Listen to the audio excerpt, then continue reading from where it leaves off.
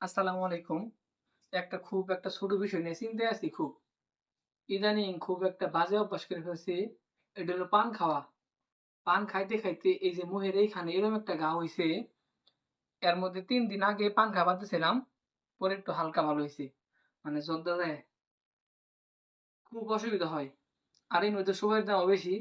একটা দাদি আছে পান খায়, জর্দা খায়, দেখতেই পারে না। আমি আজকে থেকে নিয়ত করছি, মানে কানে ধরে কইতাছি, পান আর খামু না। যদিও আমি পান খাই, কোন জায়গায় যদি দাওয়াত দেয়, ওই জায়গাতে পান খামু। বা একটু ধরলা বেশি খাওয়া হইছে, মাঝে মধ্যে তাও রেগুলার না, ওই সময় একটু পান মুয়া দিমু। এই যে এখান যে দিনে ১০-১২ টা পান খাই, এই পানটা আমি আর খামু না। আজকে থেকে কথা দিতেছি। কারণ আমি এর আগে অনেক কথা দিছি, দাদিকে কথা দিছি, কথা রাখতে পারি নাই। মানে আরো মেলা কিছু বলে, "তুই এটা কিরম কথা দেস? কথা রাখতেই পারস না।" আজকে একবারে ভিডিও সহ মানে প্রমাণ, এই ভিডিওটা আমি ছাড়মু, প্রমাণ রাইখা দিলাম।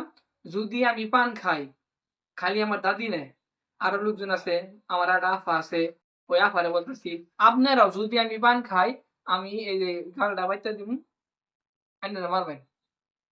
বিশ্বাস করুন। এবার গালটা বাইচ্চা দিমু, আইনারা মারবেন। যদি আমি পান খাই, আমি পান খামু না। আজকে থেকে কথা দিলাম। এটা একটা বাজে অভ্যাস। আর যদি আমি পান খাই, তাহলে আমি গাঁজা খাই। আর মেলা কিছু খাই। আমি পান আজকে থেকে খামু না। মানে রেগুলার যে পান খাইতাম, আর খামু না। এই যে মলমটা, এই মলমটা দিয়ে এই যে মুখ বালা করছি। এই মলমটা মানে দেওয়ার পরে, খোলার পরে হাতে পরে ভিতরে দেয়া লাগছে। ভিতরে দেয়া লাগছে। এই মলম দিয়েই গা বালা করছি কয়েকদিন আগে। এখন আবার সেম সমস্যা এনে হয়ে গেছে গা। মানে দিন গর্ত হয়ে গেছে গা। এরকম মনে হয়, আমি একবারে ভালো মতো বলতেছি আমি আর পান খাবো না।